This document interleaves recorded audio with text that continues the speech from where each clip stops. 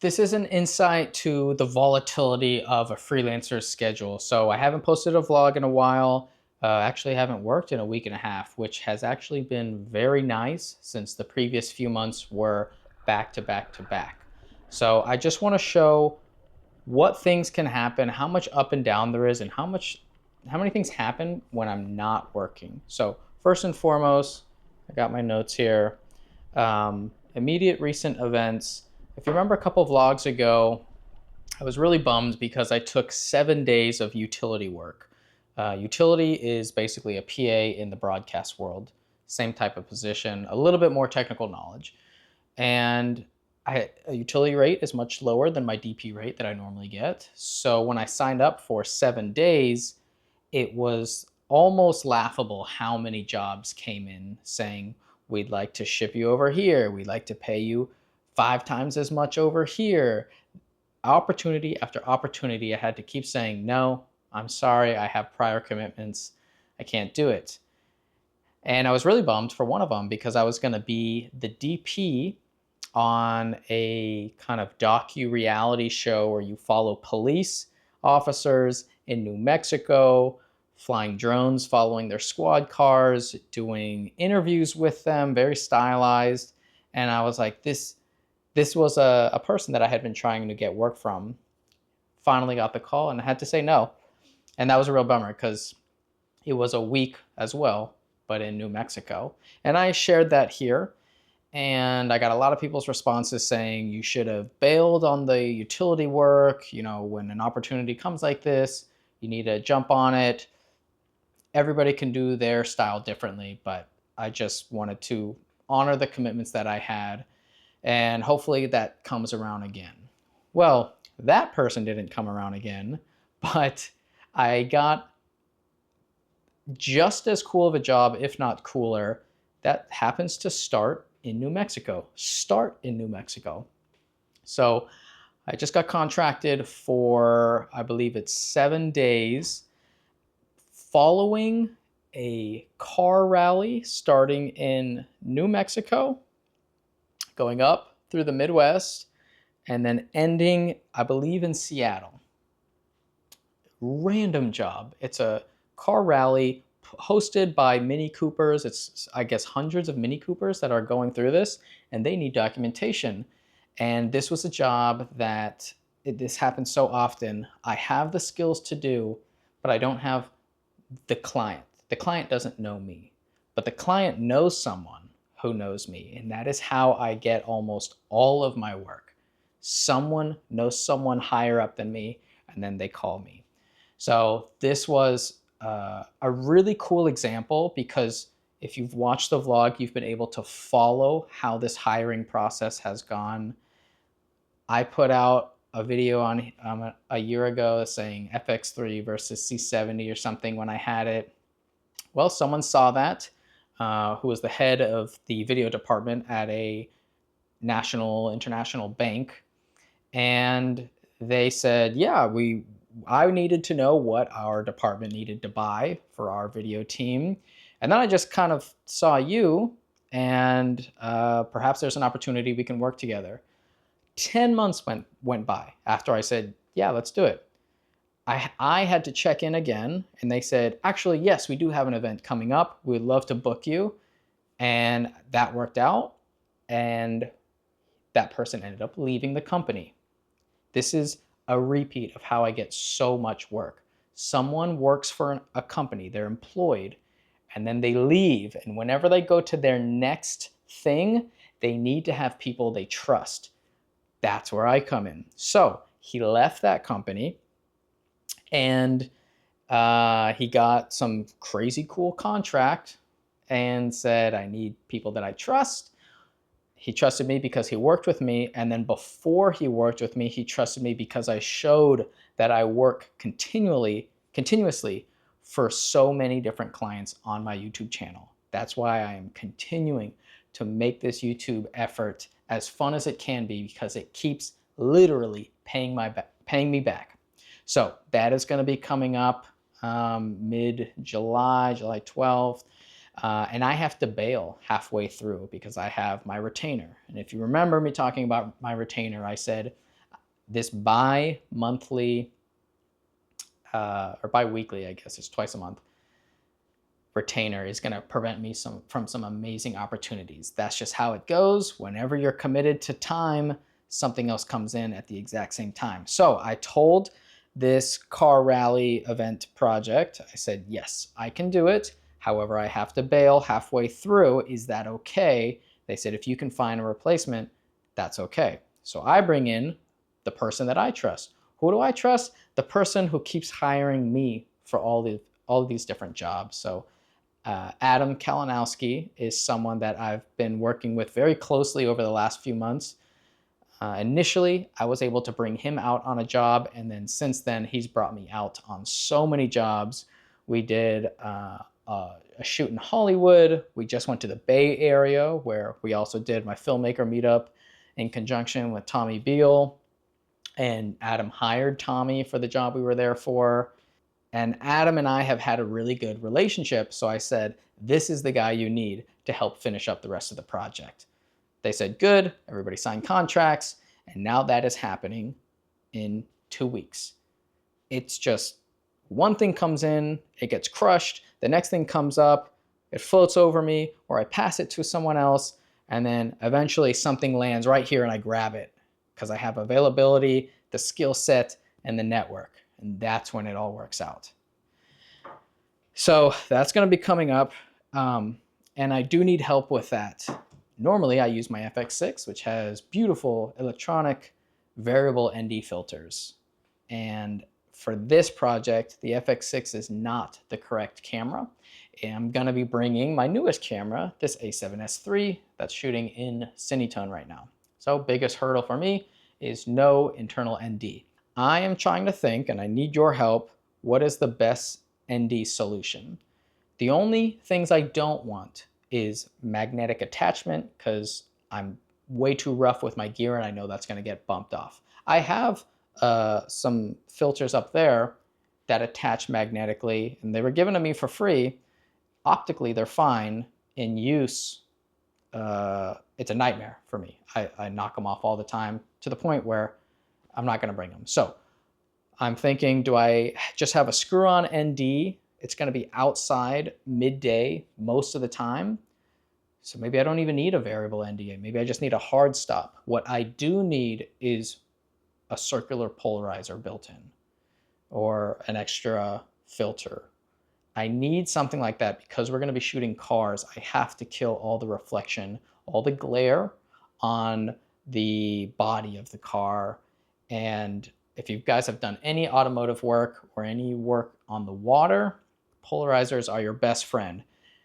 Unfortunately, they're the FX6's worst friend. They introduce all this color fringing and casts and almost like vignetting. It's horrible. So not using that camera. What should I use as my external ND solution? Like I said, it could be screw-on. I do, my small rig teleprompter is called Star Trail or something, but basically it's the same component for their matte box. I just need to take off the big teleprompter hood, and technically I do have a matte box that I could use. So I could put slides in. I just need something that's efficient and optically good. Doesn't have to be insane, but preferably no color casts. Moving on to audio packs. That job does not have any audio, oddly enough. But my retainer client that is in South Florida, normally I would use these beautiful Sony UWPs. I bought this to combat all of the RF issues in conference halls and high RF scenarios, and these are perfect. I love that I can just go straight into the hot shoe. I don't need any cables, and I love that the transmitters, unlike the Rode Pros and the DJI Mic 2s, they take AA batteries, so I can just take the sled off, switch out the battery, keep going. I don't need a USB-C charge anything. I really, really like that. However, for that retainer client, they don't like that. Even for them, this is too bulky. So they want the DJI Mic 2S's. So that is what I'm using now, and it's great. It's fine. Um, I just ordered the hot shoe attachment, so I don't have to use the 3.5 mil cable anymore, and it can go straight into this A7S3, which is now going to become like the small package of the FX6, because that DJI Mic 2 has such a great audio integration without any cables and double transmitters.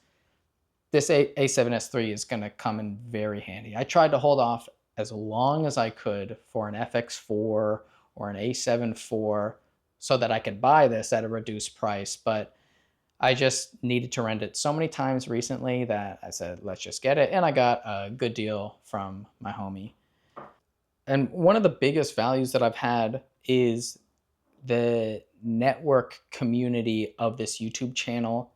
I have been able to give other people referrals. I have been able to get connections. I've been able to get jobs. And this YouTube channel, although it's just about me and my journey as a DP, as an entrepreneur, it's not just helping me, it's helping a ton of people. And I want to have a better way of communicating some of the things that I have going on that can also also benefit the audience, namely the newsletter. So I've seen a couple other people do it. Luke Forsyth has a newsletter. There's some massive newsletters on their own that have become this machine. I don't know if mine will ever get there, but I am going to make it about freelancing, filmmaking, and it's going to be bite-sized, short, and industry knowledge or something that specifically a freelance filmmaker would find value in. I have the basic principles are, I want to say always when and where is the next meetup, and I would like to share the poll results that I get. I always post polls on my Instagram. I think of something. How many freelancers have an LLC? I want to know that information. And I just put it on my Instagram and people respond. And I go, wow, that is surprising, or that's exactly what I thought. I want to share those types of things on the newsletter because I feel the more collective knowledge we have, the better. And if you're wondering, it takes a while for the freelancers to actually get an LLC. I have one, my buddies have one. You don't need it, but it does set a certain standard of business level that you are doing whenever you're invoicing. You're not asking for personal checks, and it's also a layer of protection in business-wise. So my website is with Squarespace, so I found out Squarespace can send out newsletters as well, and I'm going to try to do it that way. I think it's the easiest, least friction way to do it. If anybody has newsletter experience, please let me know. I already have the name for it. It's so hard to pick a name for Instagram, YouTube, whatever. I found a really, really cool name that is not based on just being catchy. It's clear information. And that was one thing I heard from this guy who was saying, whenever you're building your company name, being clever is not the goal. It's being clear. You want to clearly communicate with the reader, this is the company, this is what it's about. So I found that name. I checked the socials. No one has it. So I'm looking forward to using that and getting that set up ASAP. So speaking about when is the next meetup, I'm thinking New York. The way I try to do these meetups is I find someone who already has momentum going. Those are the people that I want to ride along with. Those are the types of people that I aspire to be with. And they just all rise to the top, to the point where I notice them and we can start a dialogue. So, when I'm in Orlando, I'm that guy. When I went to Atlanta, it was a buddy named Adrian. When I went to Dallas, it was my new buddy, Jared. He had actually flown from Dallas to Orlando for one of my meetups. And I said, all right, well, we got to hang out because this is pretty awesome. Just on a whim, he came out and said, let's see what this is all about. And I took him to the springs, got him scared about all the gators. It was super fun. And we ended the night pretty much being like, hey man, I would like to come to Dallas. And he was saying, you should come. You know, I'm sure we could make something happen. And so when I went there, I said, I think he had just started his YouTube channel, and he was becoming more and more known, just another vlog iPhone channel. And it was great because I had someone there who could help me and just help organize, have an assistance and a collective team effort. And then it got even easier because I found out about Tommy Beal in San Francisco. Adam hired me to go to San Francisco, and I said, Adam, you know, this is your job, but would you like to double dip on it? I can host a meetup here in San Francisco. Tommy can help. And everybody said yes, yes, yes. Tommy found the location. It was perfect. We had about 30 people show up, and now that community is working as well. So I want to do the same thing, and I keep getting requests for New York, New York, New York. Finally, I found the dude. So it's an online buddy named John, and he does some great work. You might have already seen his stuff on YouTube, and he was letting me know a couple places that might be able to work for our venue. So as soon as I get this newsletter up, I will find out when this New York meetup will be. The info will be in that, and then I can kind of share it a little bit easier, because sometimes you might miss this video. And if you miss this video, and this is the one that I mentioned where the next meetup is, you don't even know it might be in your city. So I like the benefit of being on YouTube, and now I get to meet all these other people who are working really hard and they're trying to show their work, and that's who gets seen and who gets connected. I'm not the best, Jared's not the best, John's not the best, Tommy's not the best, Adrian's not the best, but if you can connect with people, then you can become stronger together. What is it? Rising tide raises all ships. Very applicable for Florida. I have a bunch more topics that I could talk about, but I want to keep it tight and condensed. So to wrap up, what is the right external ND filter that I could use that you have had good experience with? And second of all, this vlog with the Mini Cooper rally is going to be insane. It's a new state every day.